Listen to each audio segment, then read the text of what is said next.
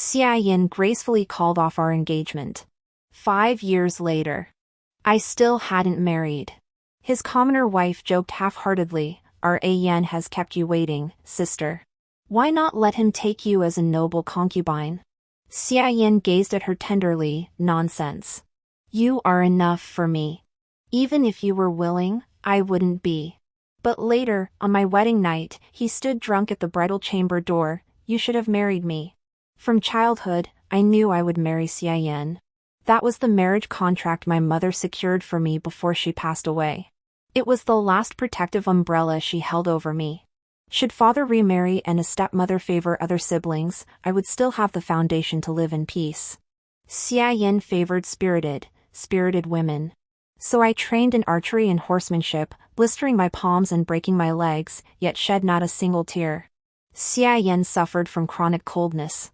So I studied medical texts, sought out rare, priceless medicines, and prayed for his health every day. From the age of 12, Xie Yan accompanied me every year. We admired spring blossoms, gathered lotus flowers, savored chrysanthemums, and watched snowfall. We observed proper decorum, yet never missed a single occasion. It wouldn't be wrong to call us childhood sweethearts. Not just me, everyone around us saw us as a match made in heaven. Since marriage was inevitable, I allowed my feelings for Xie Yan to deepen little by little. Until the year I turned 18. My stepsister, 3 years my junior, was betrothed. My stepmother began nagging about why Xie Yan hadn't come to propose. The servants brought increasingly meager meals. My stepmother stung me with barbs daily. Father sat with a grim face, saying nothing. The good life I'd known because of Xie Yan came to an abrupt end. After days of deep thought, I finally sent someone to deliver a single iris to Xie Yan. That very day. That same iris returned to my windowsill. Wilted petals, limp stems. Beneath the stem lay a handkerchief I had embroidered dozens of times, long since given to him. My heart sank suddenly. Yet I never understood why. Until news spread throughout the capital that the eldest son of the Xie family had fallen in love with his own maidservant. That maidservant was named Tai Hua. Hearing this, my head spun. Tai Hua, tiny as a grain of rice, yet strives to bloom like a peony. Xie Yan himself had chosen her name. She had been an ordinary maid, sweeping and cleaning. Her plain features and quiet demeanor led Xie's mother to assign her to Xie Yan's quarters. Xie Yan's official duties kept him busy, often returning to the city just before curfew. Tai Hua would wait for him at the city gate, holding a single lamp. In her arms she would clasp a baked flatbread, or sometimes a meat bun. The ever-aloof minister Xie, unbeknownst to anyone, had his heart softened by this quiet, enduring companionship. Only when the time came for him to marry me did he realize who it was he truly wished to wed. The past. Spring, lotus, chrysanthemum, snow. When we met, it wasn't just Xie Yan and me. I brought my attendants, Xie Yan brought Tai Hua. Though I knew they had ample time together, I couldn't help but wonder, did their affection blossom right under my nose? While Xie Yan and I watched the snow. In a corner hidden from my view, Xie Yan's gaze fell upon Tai Hua, dressed rather lightly.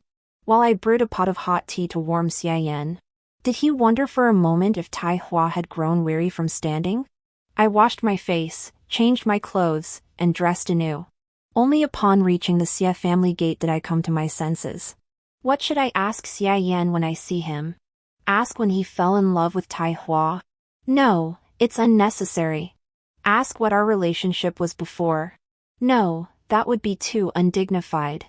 I tossed and turned over it for a long time, finally reaching a helpless conclusion. I should tell him I don't mind Tai Hua. Once I marry into the family, I'll elevate her to a concubine and never cause her trouble. I have the capacity to be tolerant. Can you please not call off the engagement? Suppressing the bitterness in my heart, I knocked on the Xie family's door. Xie Yan was likely very busy. I waited 3 hours, only to be met by his attendant. "Miss He, my master has just been called away on urgent official business." I replied, "Then I'll return another day." That servant, who had met me a few times before, flashed a look of awkwardness, his eyes tinged with pity. I understood everything. I gave a bitter laugh. I don't know how I made it home. The inevitable outcome hung over me like an unsheathed blade. It felt like Xie Yan's verdict on me. 3 days later, Xie Yan came to call off the engagement. Spring passed, autumn came. I carried water, walking up the stone steps. A heavy rain had fallen on the mountain recently, and moss had sprouted again. My foot slipped, and I nearly fell to the ground. Fortunately, my calloused hands gripped the rope by the path firmly. These 5 years hadn't been wasted. I'd gained experience long ago. If Mother knew of this day, would she regret betrothing me to Xie Yan? I didn't want her to rest uneasily beneath the earth. So, for these 5 years, I strove daily not to let sorrow overcome me. Yet, when I heard that familiar name from the pilgrims descending the mountain, I still lost myself for a moment. The tale of the noble young master who defied his family to marry a commoner spread far and wide. Many sighed, saying the Xie family had produced a true romantic. No one remembered the original betrothed. No one cared that in this world, a woman whose betrothal was broken was effectively sentenced to death. In a daze, I seemed to return to the day Xie Yan came to break off the engagement. Even now, the memory remains vivid. That feeling of despair and hopelessness feels as fresh as yesterday. Xie Yan, clad in plain white robes, stepped through the gates of the He family. His back was straight, like a pine tree under the moon, a gentleman of noble bearing. Behind him, as always, followed that plain-looking maid. I heard him say, the responsibility for breaking off the engagement lies with him. He did not wish to marry a wife who was no different from any other woman in the Xie family. Those few words plunged me into a frozen prison. I had worked so hard to master the arts of music, chess, calligraphy, and painting, to cultivate feminine virtues and skills. I had studied archery and horsemanship for him, pored over medical texts. In the end, in his eyes, I was no different from any other woman. Xie Yan declared, the betrothal gifts already delivered shall serve as atonement. There is no need to return them to the Xie family. He further emphasized that this decision was entirely his own, involving no one else. I stopped listening to his subsequent words. I knew full well they would be nothing but excuses to defend his beloved. His coming today to break the engagement brought shame upon the He family. The He family couldn't challenge the Xie family, but Tai Hua was merely a servant. Therefore, even though he came today to break off our engagement, he insisted on keeping her by his side, under his watchful eye. He showed no regard whatsoever for my feelings. For the first time, I lost my composure in full view of everyone, stumbling and turning to leave the banquet. Later, I was confined within the courtyard. I waited hopelessly for my father and stepmother's decision. When I was starved to the brink of death, the old woman by my stepmother's side dragged me out and tossed me onto the courtyard ground. My stepmother and several other He family daughters watched my pitiful state. They witnessed my fall, from the future matriarch of the Xie family and eldest legitimate daughter of the He family, to a disgraced woman whose betrothal was annulled. In their eyes, I saw satisfaction. My stepmother sneered coldly, the old lady is unwell. You shall go to Yunnan temple henceforth to pray for her blessings. They didn't grant me death? I felt a flicker of surprise. Young Master Xie is kind-hearted. He pressured your father, insisting you be spared, my stepmother said, her voice tinged with reluctance. I laughed bitterly. In the end, I had to thank Xie Yan for letting me scrape by, clinging to life. I wrestled with the thought for a moment, but quickly abandoned the idea of throwing myself to my death. Why should I die? If I died, what would become of these past 10-odd years spent lost and helpless within these high walls? I would live. The day the He family came to fetch me, I was washing clothes. It was the old woman who served my stepmother. I no longer bore the noble, reserved demeanor of the He family's eldest daughter. She scrutinized me several times before confirming she hadn't mistaken me for someone else. And so it was.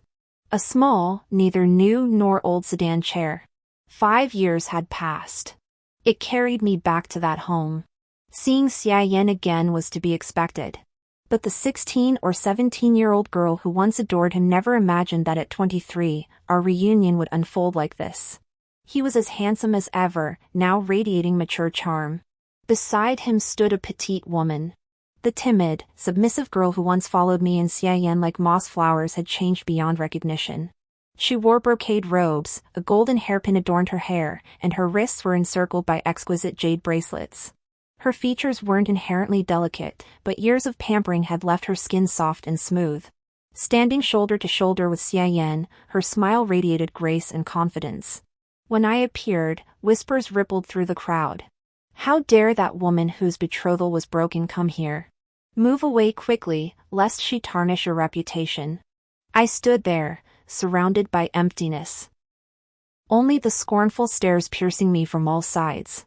Then, Tai Hua lifted her chin slightly, her smile gentle and refined. Back then, it was our Xie Yan who kept sister waiting. Since sister still hasn't found a suitable match, perhaps Xie Yan could take her as a noble concubine. 5 years ago, she would never have called me sister. But now, for the esteemed Madame Xie to address me as sister was an honor in itself. Xie Yan's expression froze for a moment. He sighed softly, his voice tender, "You're being silly again. You're enough for me. You may be willing, but I'm not." Such recklessness comes from having confidence. It seems these years, Xie Yan has treated her well. When I was confined to my boudoir, I once overheard people in the tea house say, "The Xie family breeds devoted lovers." Xie Yan will surely make an excellent husband. Hearing this, I blushed with shy hope. Little did I know he might not be my husband. Tai Hua concealed the smile in her eyes, her face showing regret as she said, "Then so be it. Someone fond, not everyone can be Magistrate Xie's concubine. That he family girl is past her prime." Xie Yan frowned. It wasn't for my sake, he simply disliked such sycophants. Tai Hua cut him off, "Don't speak that way." Turning to me, she asked with concern, "What sort of gentleman would please you, sister? Tell me, and I'll help you find one." The surrounding crowd grew gossipy once more. They wondered what kind of man someone like me could possibly choose. They wondered if I'd be so deluded as to actually make a request. Even though I hadn't uttered a single word the entire time. I had once been the model noblewoman of the capital, having turned down many suitors due to my betrothal. Now that I'd fallen to this state, it seemed everyone was delighted. Their eyes held mockery, waiting for the spectacle to unfold. Just then, someone suddenly called out loudly, "I wonder if Missy would consider someone like General Wei." The words had barely left his mouth before the room erupted in laughter. It was no wonder. For Wei Liao Yuan was far beyond my station. The He family brought me back for the sake of their other daughters. With the border conflicts temporarily quelled, rumors spread that the emperor was considering a peace marriage. Yet he had no princesses of his own.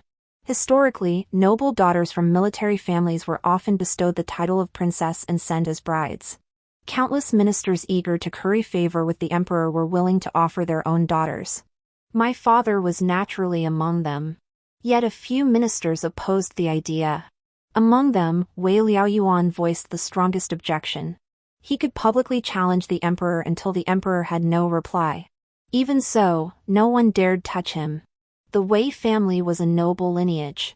Wei Liao Yuan, though young, had remained undefeated for 5 years. Many young nobles resented him, believing he was but a commoner, too young to have climbed above them. Whenever they got the chance, they seized it to vent their verbal spite. Of course, this verbal spite could only be vented behind his back. Fortunately, Wei Liao Yuan never attended such banquets. Yet, unexpectedly, the very next moment, the courtyard gate slammed open, a figure as massive as a mountain strode in, towering a full head above Xie Yan. Broad-shouldered and sturdy, he moved like a whirlwind. In mere steps, he stood before the man who had just spoken. His presence was intimidating, his features still bearing the frost and wind of the frontier. "What did you say?" Wei Liao Yuan's voice was deep and low. The moment he spoke, the man was so startled he fell backward onto the ground. "Whether she fancies me or not, do I need you to ask for me?" The crowd fell silent, frozen in fear.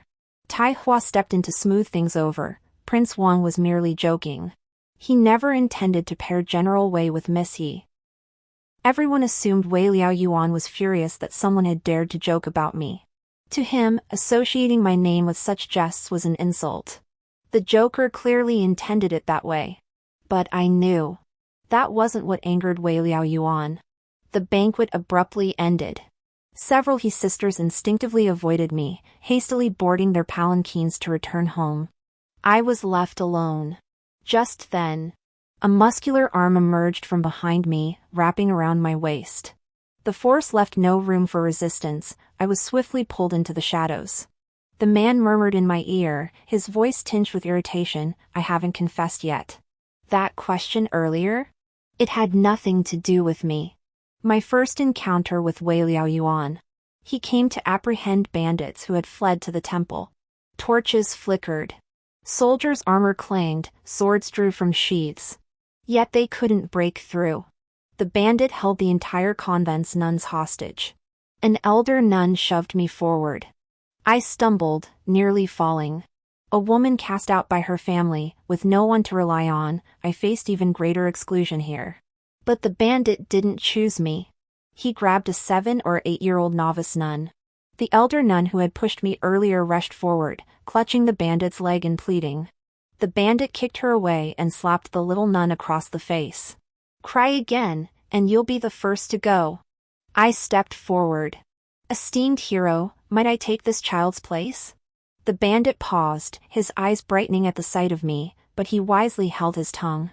"I am actually a young lady from the He family of the capital, staying here temporarily to pray for my elders' blessings. I possess no strength to harm a chicken.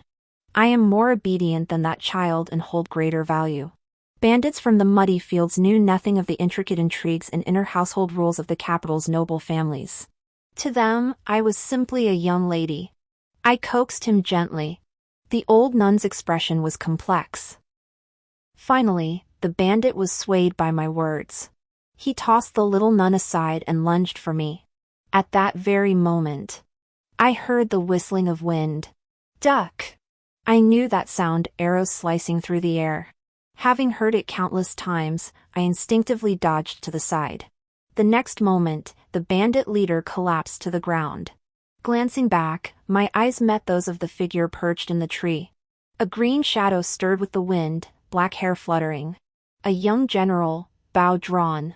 Outside the temple, soldiers poured in, subduing every bandit. The young general approached me. His brow and eyes held an unnatural sharpness and coldness for his age, tinged with a hint of ferocity. The young miss of the He family? So he had heard. Just as I thought he might offer a compliment, he said, "Your compassion runs too deep. Brave but foolish, an act of reckless courage." I squeezed the long needle hidden in my sleeve, mentally reviewing the bandit's acupoints, yet only smiled and replied, "Thank you for your rescue, General." He choked, seemingly at a loss for words. Just then, the young nun came sniffling to thank me. When I turned back, the young general had already walked far away. That was what I thought was my first meeting with Wei Liaoyuan. Our next encounter came half a month later.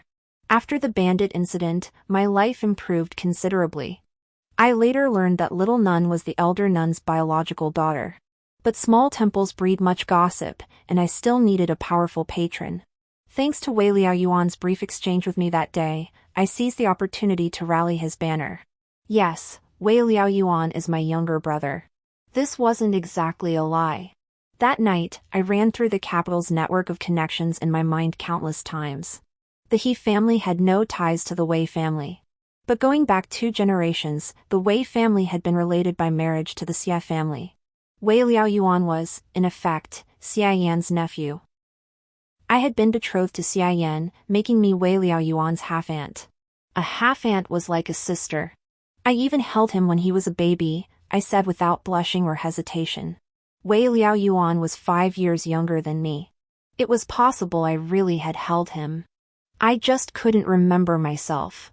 Since neither party objected, it didn't quite count as a lie. The nun who was about to assign me another week of dung carrying hesitated. Finally, she said, "Then go pick vegetables first." I happily walked off with my basket. Thanks to Brother Wei for that. The vegetable patch lay beneath the trees on the back mountain, serene and quiet. Shadows flickered through the leaves, and the spring stream murmured. No sooner had I stopped than a faint voice spoke, "Sister, when did you ever hold me?" Xie Yan was strikingly handsome, a rare beauty.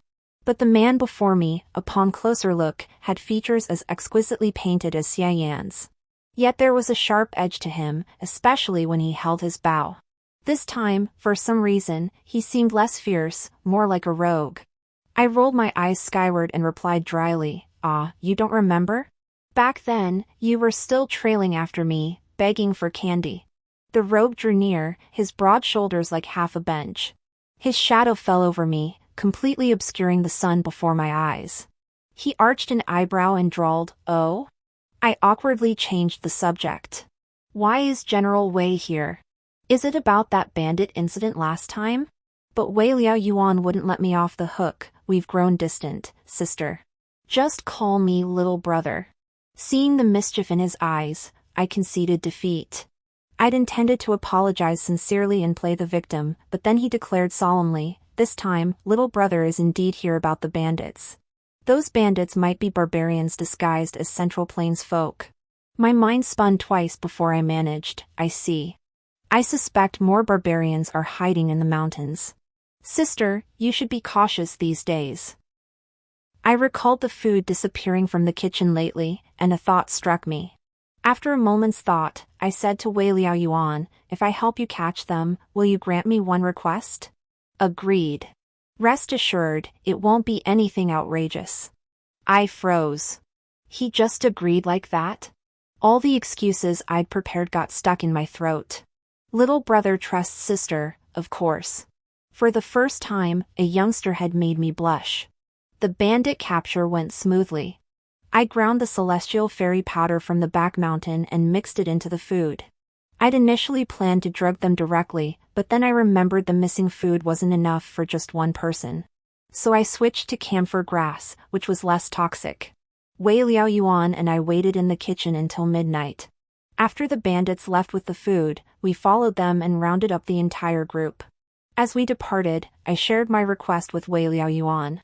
On the blue stone steps, Wei Liao Yuan stood 3 steps below me, tilting his head slightly to look up. Tree shadows danced across my face. I gazed toward the distant horizon, where the splendor of the Jade capital remained unseen. I said, "I want rumors to spread throughout the capital that the emperor intends to bestow a princess of peace." Wei Liao Yuan's eyes widened slightly. Without a moment's hesitation, he replied, "Agreed." A sigh of relief escaped me. This was no simple task. Failure could mean decapitation. Of course, later, he succeeded. And he did it well. He must have bribed eunuchs or influenced imperial consorts, for the emperor genuinely considered the marriage alliance. He turned rumor into reality. Then he single-handedly thwarted it, nearly making the emperor abandon the idea, earning himself great renown. Compared to Xie Yan, Wei Liao Yuan seemed far more calculating. Truly, one can never judge a book by its cover. My memory returned to our parting outside the temple.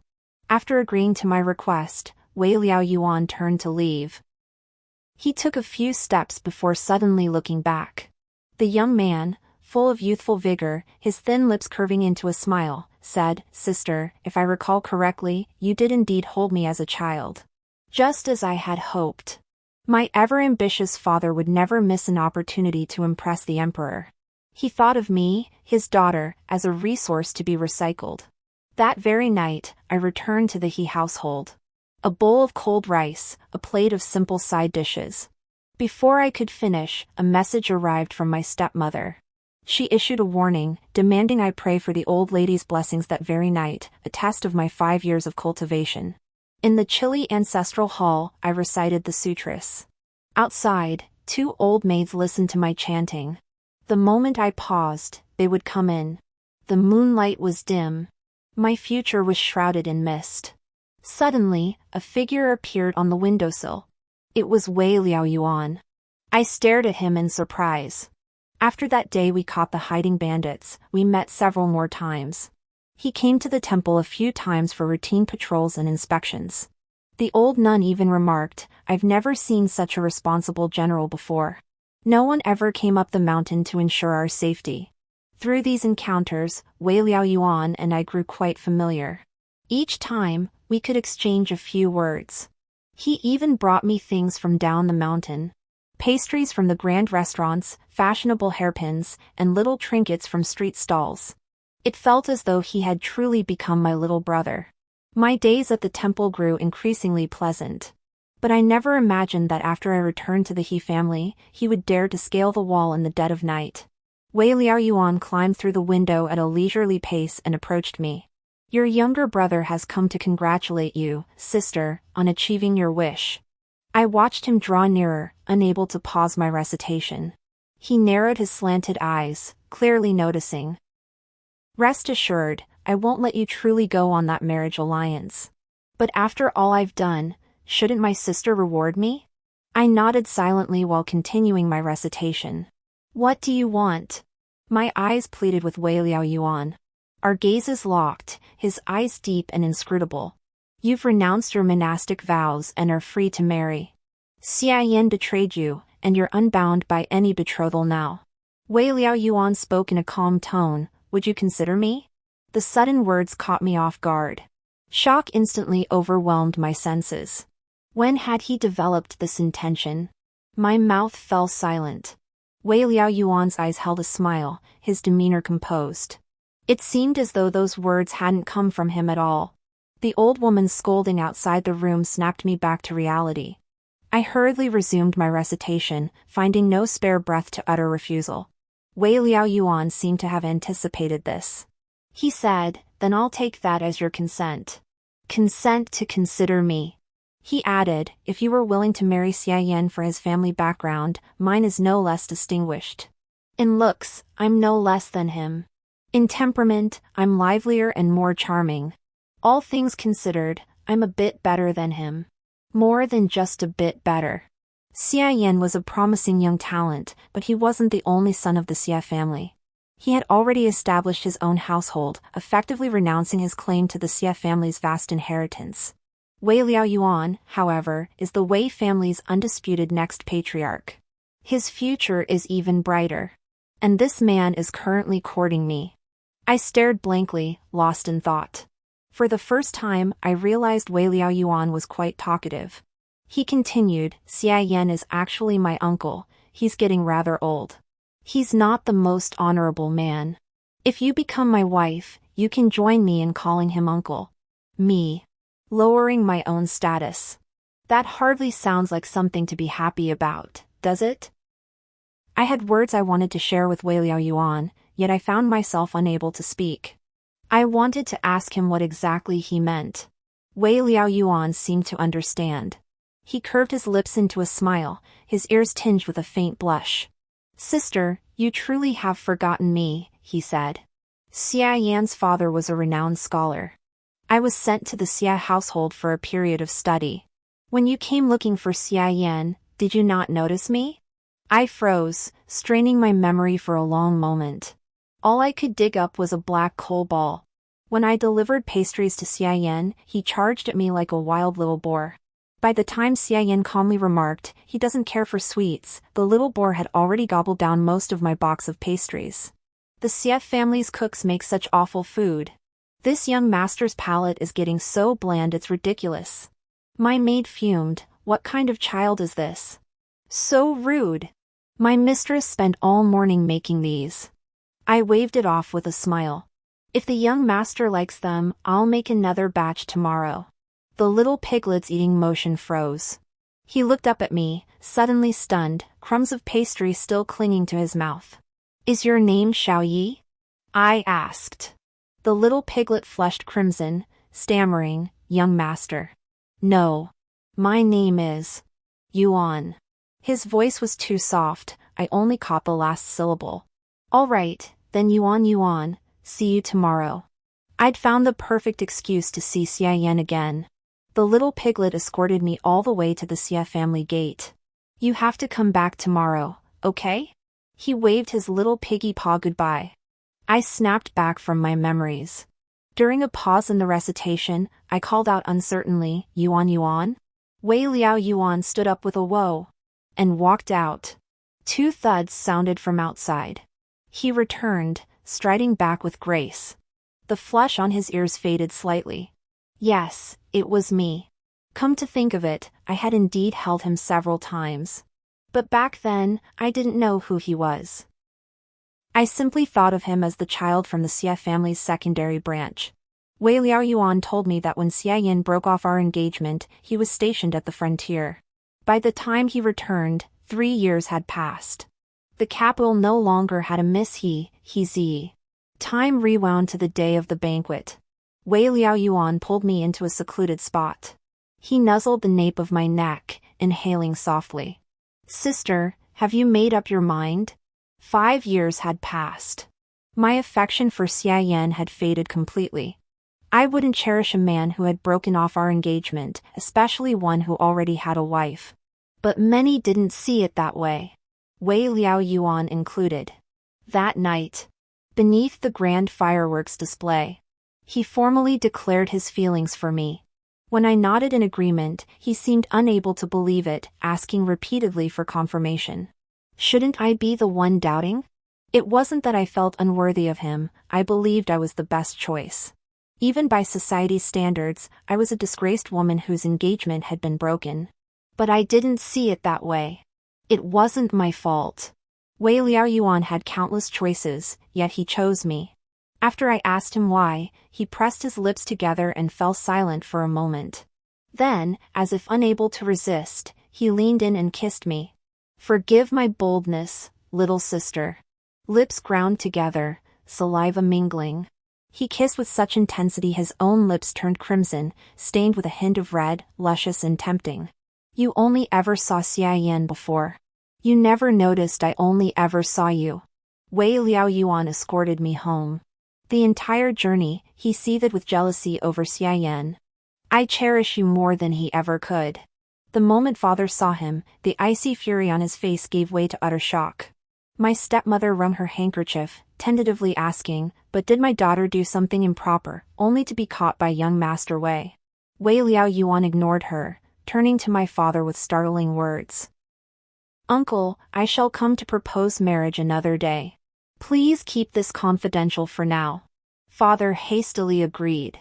Within days, news of my impending marriage spread throughout the capital. Yet no one knew who I was to wed.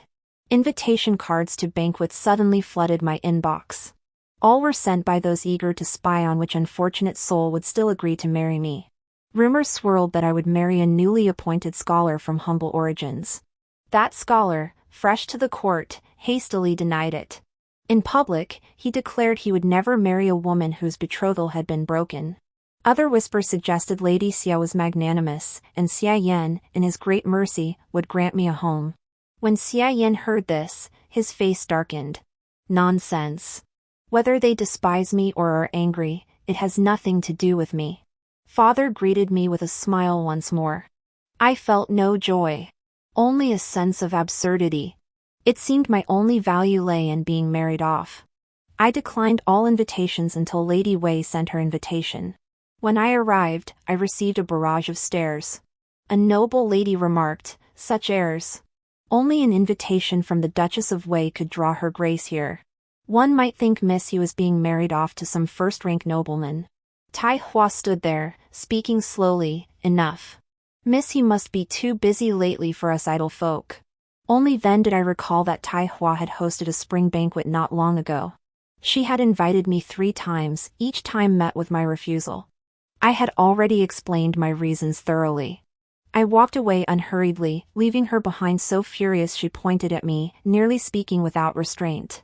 When I saw Lady Wei, she was playing air-toss with several other ladies. I watched for a while. Every shot was a bullseye. Lady Wei stopped playing, gave me a once-over, and asked, "You don't seem the least bit nervous?" I smiled and replied, "Actually, I am a little." As a child, I heard tales of your exploits, conquering battlefields, defeating overwhelming odds. Your victory at Yongzhou was truly awe-inspiring. Truthfully, my mounted archery style draws inspiration from yours. I saw her nervousness stemmed not from the possibility of her becoming my future mother-in-law. Rather, it was because she had always been a woman I deeply admired. Lady Wei raised an eyebrow and smiled, her sternness softened by a touch of hearty cheer. Do you know how flustered that young Wei Liaoyuan was when he learned I wanted to meet you? He's always been full of tricks, wise beyond his years. This is the first time I've seen him act like a mere lad. Midway through the banquet, Wei Liaoyuan hurried in. The usually impeccably dressed General Wei had a rare glimpse of skin exposed at his chest. A small red mark graced his collarbone. It was from last night when he snuck into the He residence and I bit him. Our eyes met in the air. He gave me a secret wink, carrying a hint of smug confidence. I nonchalantly averted my gaze. In public, Wei Liaoyuan and I still maintained an air of unfamiliarity. He casually walked to my side, his hand hidden within his sleeve secretly linking with mine. A sudden, secret thrill washed over me. In moments, he had steered me behind the rockery. He pretended to embrace me, sniffing around like a dog in spring. My brother's restless heart can't wait, please bear with me, sister. Soon, someone arrived outside. A familiar woman's voice asked, tinged with urgency. Does this medicine truly work? I peered through the rockery's hollow. It was Tai Hua, the other woman I'd met twice before. She was the 18th concubine of some official. I vaguely recalled she wasn't exactly from a respectable family. She pressed a small porcelain bottle into Tai Hua's hand, saying, "Madam, rest assured. This medicine will make your husband utterly unable to resist you." Tai Hua shot her a glare, and she hastily covered her mouth. The two hurried away. When I glanced back, I caught Wei Liaoyuan's gleeful expression. He remarked meaningfully, "So Xie Yan is inadequate after all." I wasn't so sure. As far as I knew, the Xie household employed servants specifically trained in marital arts. Back when I was Xie Yan's betrothed, I'd learned a thing or two about such matters. If Xie Yan truly couldn't perform, there would have been whispers over the years. Yet Xie Yan and Tai Hua had been married for 5 years without a single child, truly unusual. Back at the banquet, a figure in a long robe stood there, the very person from the earlier conversation. Tai Hua clung to him like a little bird. They still appeared deeply affectionate. Yet this time, something about the scene felt odd. My fingers were squeezed. I turned to meet Wei Liaoyuan's displeased gaze. He murmured, "What's there to admire about a man who can't perform?" Jealousy had struck again. Just then, an elder remarked, "Liaoyuan must be 18 this year, right? Not a child anymore. Time to marry and start a family." Madame Wei murmured, "Indeed," her smile carrying hidden meaning. "Shall I act as matchmaker?" Wei Liaoyuan respectfully addressed the elder, then declared, "I already have a lady of my heart." The words sent shockwaves through the room. Wei Liaoyuan's popularity far exceeded my expectations. I saw nearly every noble lady in attendance turn toward us with hopeful eyes. I have already expressed my feelings to her. We are perfectly suited, a match made in heaven. Which family's daughter is she? Why haven't you wed yet? My body tensed nervously. Wei Liaoyuan declared loudly, "She has matters to attend to. I am willing to wait for her." The Xie family rushed to the palace that night to summon the imperial physician. The next day, at the market entrance, the Xie family posted notices seeking renowned doctors. Physicians came and went non-stop for 3 days. The reward offered on the notice kept rising. I flipped through medical texts, letting out a quiet sigh. When Xie's mother saw me, she paused, startled. Her eyes held little trust. She was merely grasping at straws. Tai Hua knelt outside the house, her lips cracked and dry, her body swaying precariously. She glared at me, her eyes flashing with envy and resentment. I didn't understand, nor did I care to. Family troubles shouldn't be aired publicly, but now Xie Yan lay inside, facing the risk of paralysis. Xie's mother, too preoccupied to dwell on etiquette, gave me a rough outline of the situation. It was much as I had suspected. Xie Yan had taken potent, aggressive medicine. He also suffered from a chronic cold constitution, though it had been masked by his vigorous youth over the years. I diagnosed Xie Yan's pulse through the gauze curtain. Xie Yan, lying on the bed, opened his eyes. I kept my gaze lowered, not looking at him. Xie? His face was deathly pale, his voice hoarse and tinged with shock and doubt. Am I dreaming? I did not answer him. Silver needles pierced his acupoints one by one. Xie Yan's eyes fluttered, as if he were about to slip back into unconsciousness. Xie, why did I dream of you again? Have you been well these past years? As he spoke, he lost consciousness. It seemed he harbored some guilt toward me. Too bad that guilt was of no use to me. By the time Xie Yan awoke, I was already gone. Under his mother's astonished gaze, Xie Yan got out of bed. He looked at his mother and asked, "Who was here?" His mother remained silent. Tai Hua interjected, "It was the renowned physician specially invited by mother-in-law. It wasn't that my medical skills were particularly exceptional. It was simply that my medical practice had been born for Xie Yan from the very beginning. Before I turned 18, I studied only ailments related to cold constitution. The only person I needed to serve and care for was Xie Yan." We sat on the veranda with Wei Liao Yuan. Wei Liao Yuan unfastened his outer robe and draped it over me, saying, "I'm not jealous." I nodded. Wei Liao Yuan's jaw twitched. Before his jealousy could flare further, I began telling him about my life before 18. I recounted the efforts I made to become Xie Yan's wife. When learning to ride, I scraped raw the skin at my thighs countless times, and calluses formed on my palms from gripping the reins. I studied medicine, learning to prescribe remedies. To find the missing herb, I ventured into the mountains myself. In the cold, heavy night dew, I lost my footing and nearly fell. I wanted to heal Xie Yan. I wanted the man who saved me from the He family to live 100 years. To grow old with me. These were stories I had intended to share with Xie Yan after our marriage. Later, of course, it all came to nothing. He married his beloved. I went to my nunnery. Wei Liao Yuan gripped my hand, his fingers tightening involuntarily. "I tell you this to let you know, I let go long ago. At first, I resented him. Resented him for breaking off our engagement without a thought for my life. But later, I came to understand. What I despised was this world. Xie Yan was merely someone favored by this world. And what I learned for Xie Yan's sake, it grew within me. In truth, I didn't lose out. Besides, I should never have pinned all my hopes on another person. That was far too risky. Xie Yan simply wanted to marry someone he loved. Put yourself in my shoes, I too would have wanted to marry you." I looked at Wei Liao Yuan. His face was flushed crimson. He turned his face away, revealing earlobes red enough to bleed. The sound of a wooden stick hitting the ground came from around the corner. I wanted to go see. Wei Liao Yuan grabbed my hand and said, "It's a useless cripple." Madame Wei entered the palace and proposed establishing a women's academy and appointing female officials. Unexpectedly, the imperial consort from the Xie family expressed strong approval. She and Xie Yan were siblings from the same mother. Rumor had it that the one who cured the Xie family's eldest son was a female physician. The emperor had lost some public favor due to the decision to bestow a princess for a political marriage, and this proposal offered a timely opportunity to regain support. This had been Lady Wei's wish 20 years prior.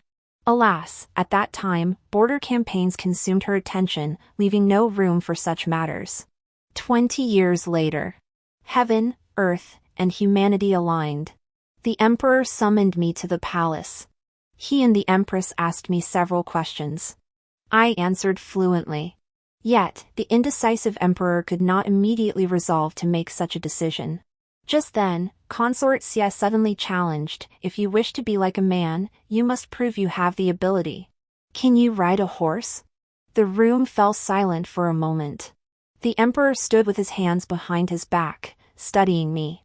Back then, Lady Wei could take the battlefield because General Wei died suddenly, and she stepped up in his place. Later, she fought more and more successfully, but all these years, she never got a proper general's title. Nowadays, almost no noble ladies in the capital learn horseback riding and archery. But I happened to know how. My eyes met Xie Yan's in the crowd. I knew he was doing this for me. I swung onto the horse with incredible agility.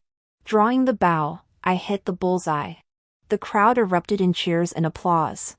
The emperor finally nodded. The seed of hope had been planted. I would show everyone that a woman's worth lies not in marriage. It took me 5 years to understand this truth. In places I couldn't see, countless women had faded away after their engagements were broken. I would light a lamp for the women of this world. I stepped out of the palace gates. Wei Liao Yuan was waiting for me nearby. I had sent him away earlier. He had only just returned. I feared seeing him would make me nervous. I also feared he would see me in defeat. Without realizing it, he had already taken root in my heart. Fortunately, the ending was good. A spring breeze caressed my face as the young man galloped toward me. He clasped his fists before me, solemnly declaring, "Your Excellency, I offer my congratulations on your triumphant return." Wei Liao Yuan and I departed arm in arm. Unseen in a distant corner, someone watched us for a long time. I moved out of the He residence. Father sought to rebuke me for my unorthodox rebellion, but the imperial decree came from the Son of Heaven himself. My stepmother's expression was complex, yet in the end, not a single word escaped her lips. Among the belongings I took with me, I found my mother's dowry, prepared for me, had been placed there at some point. I had assumed it had long been divided up, but unexpectedly, some remained. Life became busy. I had no time to pay attention to other matters. At some point, the once affectionate Xie couple ceased to appear together in public. Rumors spread that Tai Hua was unable to bear children and had been cast aside by Xie Yan. I didn't believe Xie Yan was that kind of man. That night, a servant reported that the eldest son of the Xie family sought an audience. I almost thought I'd misheard. I sent someone out to refuse him. It was already late, whatever business he had could wait until tomorrow. But the servant said the eldest son of the Xie family wouldn't leave. He said he only wanted to speak with me briefly before departing. With no other choice, I dressed myself properly and allowed Xie Yan to enter. The candlelight flickered dimly. Xie Yan walked with deliberate slowness. Observing closely, I saw he hadn't fully recovered, his gait still carried a limp. His lips retained an unhealthy pallor. I sat several paces away from him. He gazed at me, silent for a long while. I said, "Lord Xia, if there's nothing. Tai Hua and I. It was never a romantic affair." I lifted my gaze to meet his, momentarily lost in the meaning behind his words. The Xie family's rules are strict, unlike ordinary households where fathers are kind and sons filial, mothers loving. He said, "Since childhood, I've always been alone, eating alone, sleeping alone, studying alone. I mistakenly took the companionship Tai Hua offered me for romantic affection. That was why he disliked touching Tai Hua. He felt no desire for her." Suddenly, it all clicked. I understood why they stood together, seemingly affectionate yet strangely off-kilter. If Wei Liao Yuan stood beside me, he'd either press close or secretly hold my hand, as if he wanted to grow onto me. Between Xie Yan and Tai Hua, there was too much purity. Tai Hua had merely moved from behind him to stand beside him. Nothing else had changed. Xie Yan only wanted someone to keep him company. Tai Hua, childless and anxious, had resorted to desperate measures. I had already guessed as much. These past 5 years, I often thought of you. I cut him off, reminding him, "Lord Xia, I am already betrothed." Xie Yan's mouth opened. He gave a bitter laugh, finally uttering a hoarse "I'm sorry." "Xie, you did so much for me. Why can you be so indifferent now?" I suppose he overheard what I said to Wei Liao Yuan that day. All those causes and effects dissipated 5 years ago. None of it concerns me anymore. What followed was each taking what they needed. My rescue of him had its purpose, and the Xie family repaid me. I noticed the pouch hanging at his waist. Embroidered with an iris. The iris blooms pure, fluttering like a colorful butterfly. Its meaning, waiting for love. That was my gift to Xie Yan. It seemed somewhat inappropriate for him to carry it now. I reached out to him, "Lord Xia, my current fiance is rather narrow-minded. Might I have this pouch returned?" Xie Yan's lips trembled. After a moment, he bowed his head to untie the pouch. He tried several times but couldn't undo it. Finally, it fell to the ground. Dust settled upon it. As Xie Yan left, he said, "I'd rather you still resent me for not seeing my own feelings clearly. We should have." Xie Yan reached out, as if to grasp me. Suddenly, a voice tinged with coldness emerged from behind me, "Uncle." Wei Liao Yuan stood behind me, pressing close. "So late at night, what business brings you to your future niece-in-law?" His captivating features framed me as he placed a light, possessive arm around my waist, staking his claim. Compared to the sickly Xie Yan, he radiated overwhelming brilliance. Xie Yan glared at him, a metallic taste suddenly rising in his throat. He swallowed it down with effort, retreating as if in defeat. Before marrying Wei Liao Yuan, I had already established my own household. No glory belonged to the He family.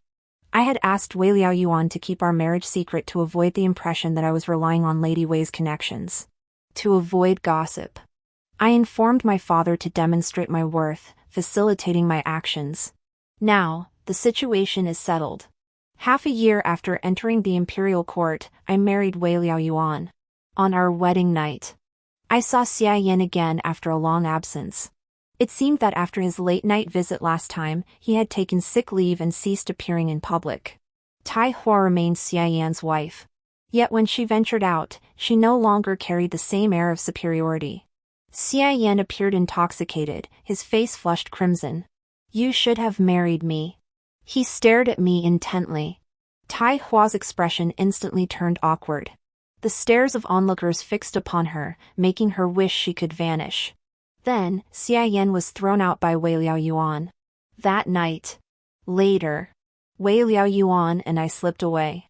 He led out a horse. Its coat gleamed white as moonlight, drowning countless stars. It was the precious steed he had gifted me. We galloped across the plains.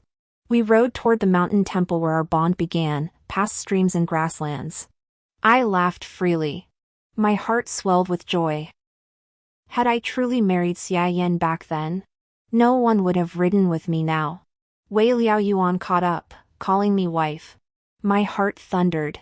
In the past, Wei Liao Yuan either called me sister or by my name. This title was a first. Our robes billowed in the wind. I turned my head to look at him. Husband. The bright moon hung high. From now on, we'll ride together for 1,000 miles. Toward the green mountains. May we both fulfill our ambitions. The end.